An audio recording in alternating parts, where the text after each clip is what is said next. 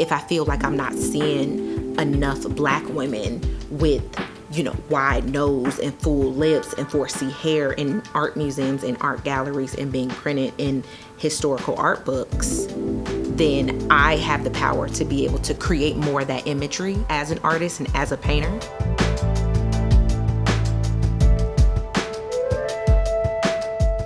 So that's how I feel like I'm able to become the main character of my life and of my story, while still letting it have an impact on other people as well, because I'm sure I clearly, like, I'm not the only person who looks like this.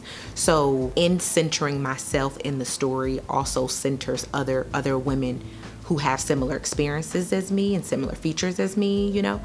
And I bring that up, one, because that's the fact, but also two, I feel like sometimes this sort of like main character type energy stuff can feel a little self-centered, and people feel how they feel about that. I really don't have an issue towards that. I'm just a true believer that we're all one. We're all mirrors of each other, and in me raising myself up puts me in a position to help raise others up. And actually being self-centered is actually the ultimate form of self-love. But we ain't about to crack that open. Okay, in that vein of like this sort of narrative, like this sort of main character energy feeling self-centered, I feel like I've been hearing the word narcissism a lot, you know, in this sort of social media where everybody's taking selfies, everybody's a YouTuber, everybody's filming themselves, like, oh, it's like main character. And so I think this sort of contradictory narrative that I've been hearing towards that is that it feels very narcissistic or self-centered. So I'm the one who like look up words, okay? Like I'm the one who genuinely loves learning more about words and language and history, because I feel like language is so powerful. Side note, we just watched Arrival 2 again for like probably the 4th time, okay? I love Arrival, and just how powerful language is and how our language determines how we think, how we process time, how we process relationships. Like, just, y'all gonna have me geek out. Don't have me geek out. So clearly somebody who likes to look up the etymology of words looked up narcissist. Okay, it was crazy. So I had came upon the Greek mythology of the hunter Narcissus.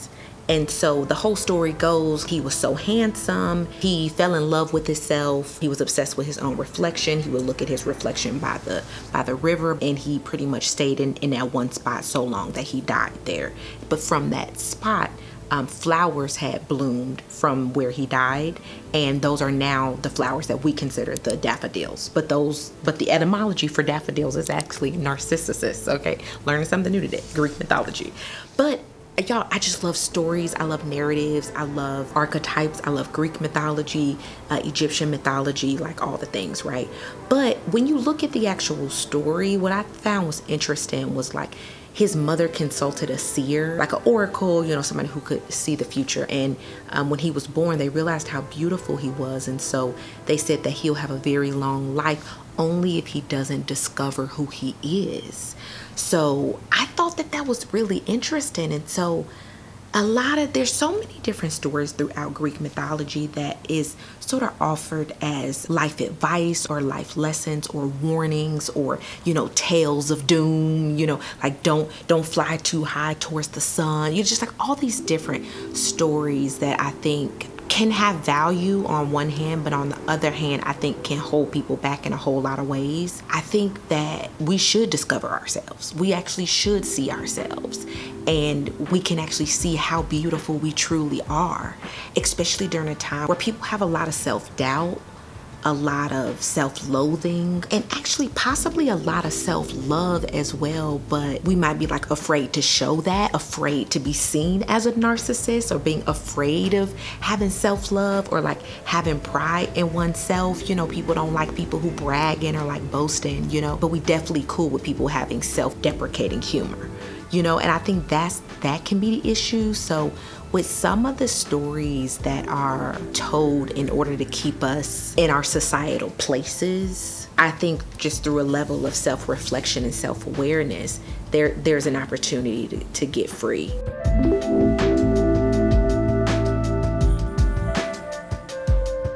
As a brown-skinned Black woman with clear Afrocentric features, I think the best thing that I can do is look in a mirror and fall in love with myself.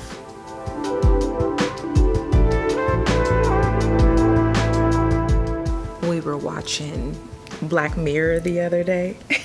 Now, first of all, Andy already know I don't fuck with that show, okay? It's depressing, okay? But he is my curator of episodes. He watches them first, and if they aren't too heart-wrenching, then I'm allowed to consume. Okay? The woes of being an empath. Okay? Anywho, the episode Joan is awful.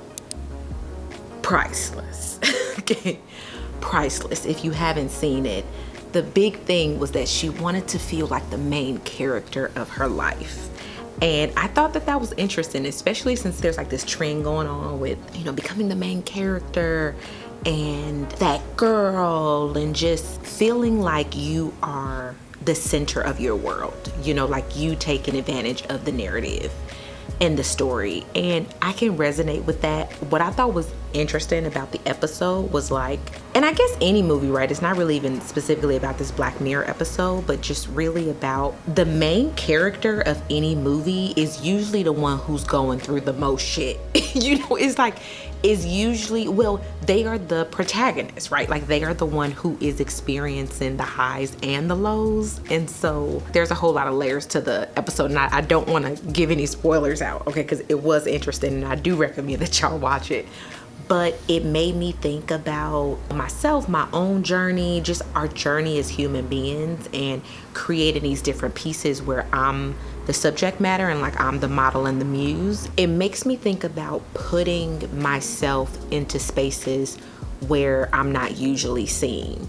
And when I think about representation, I want to see more of myself like reflected back to me, which I think is just like a natural thing, right? Like we get inspired by people who look like us, who have a similar experience as us, people who come from the same city we're from, or like a similar story, I'm on the journey of, if you aren't new here, then you probably already know I feel like an alien. Like I'm just a kid on this planet. I'm consciously aware that I'm a spirit being having human experience. With that, I feel blessed and honored to be in this body of a Black woman. And so I have this objectivity to myself, like where I'm able to, of course, like look in the mirror and see myself and be like, oh, that's Aramis, like this is me.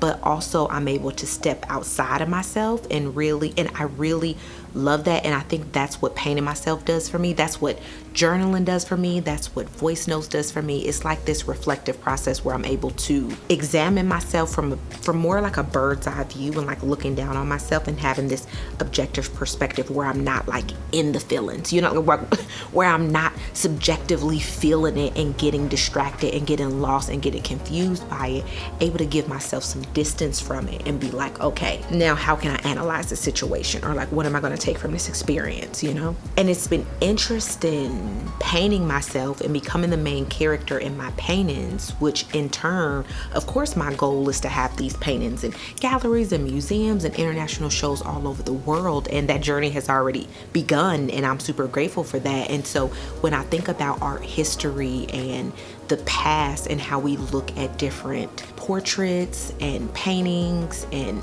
sculptures, how they helped us better understand that culture and better understand the values that community held. I want to be intentional with crafting the narrative now and for the future to know that this was a phenotype. These were features that I value. And I think it takes, just even when I think about vocabulary and language, I love etymology and I love figuring out like the root, like how words are formed. At the end of the day, really, it's just like somebody sitting in a room and deciding like, okay, this is about to be a word.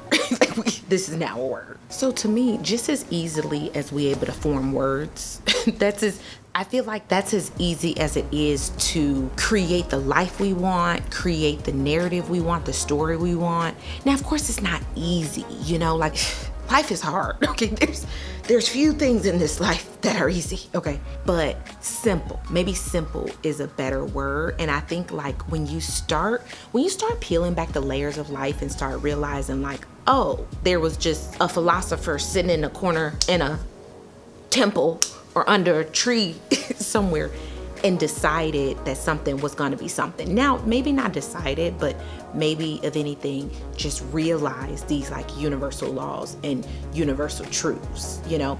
But I think what's interesting, there's actually fewer universal truths than we think. And there's a lot more in this life that we create on our own, or that we decide the meaning of, you know. As human beings, we are like meaning making machines, you know. And so for me personally, like kind of coming back to representation, if I feel like I'm not seeing enough Black women with, you know, wide nose and full lips and 4C hair in art museums and art galleries and being printed in historical art books, then I have the power to be able to create more of that imagery as an artist and as a painter. So that's how I feel like I'm able to become the main character of my life and of my story, while still letting it have an impact on other people as well, because I'm sure I clearly, like, I'm not the only person who looks like this.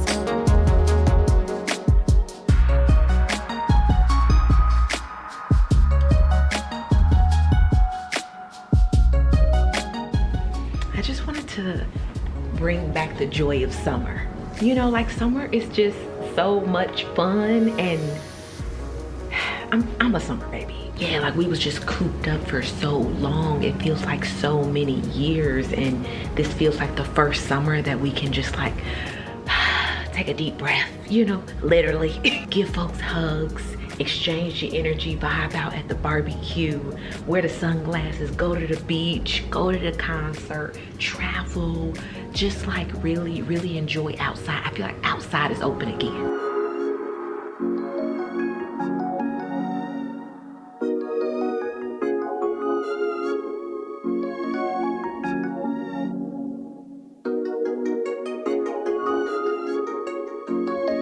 Okay, working on this canvas here. Can y'all see it? It's getting washed out.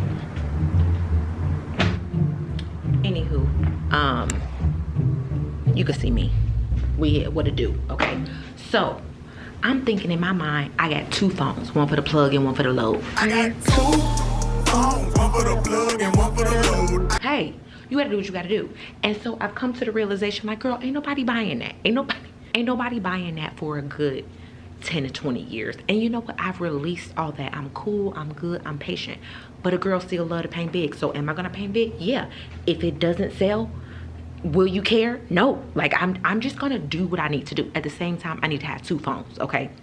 One for the plug and one for the load. Okay, so in this summer series, I'm painting these a little bit smaller so that people can get them as a collector. Because first of all, I'm even thinking for my crib, I'm like, girl, that cannot fit in the house, you know? But ooh, I got a whole concept for that. I can't wait to tell y'all about that. But when it comes down to these smaller pieces, yeah, I'm just thinking like, okay, girl, when you really think about like your patrons, your supporters, your collectors, it's like, okay, let's have something creative, okay, where they can actually enjoy it. And I've been letting it be a lot more loose, a lot more flowy, not really stressing about it, not really trying to worry about it, and just really letting it come from a genuine place in my spirit. And I think that's what's definitely been making it feel better for me with smaller works, because y'all know, I think one of the videos I talked about like not really being a fan of creating the smaller works. And I think it was because it kind of felt like, I mean, when you go from painting this size to this size, it feels really restrictive, but I almost started to look at these smaller pieces as if they had no boundaries, you know? So really when I was putting them down on the ground, I was letting the paint pour and bleed and spread and just like do its own thing and not feel like I had to get an image inside this small canvas, which feels small to me, like relative, right? But once I just let it pour and let the fluidity just be what it's gonna be, let the paint land where it's gonna land, which I feel like I have that level of freedom in the large scale paintings, and that's why I love them so much. But I'm like, okay, let's see if you can translate that into a smaller canvas, and I think I'm really loving it. Can y'all see this? This is like, ooh, this is giving me life. Like, it's giving me life. But the other thing what's really nice about the smaller canvases, it is something I can like pick up and like I can pour and I can move it, and actually, you know, I'm discovering that there is actually a lot more freedom in it than I thought before. So yeah, I'm really excited for this new series.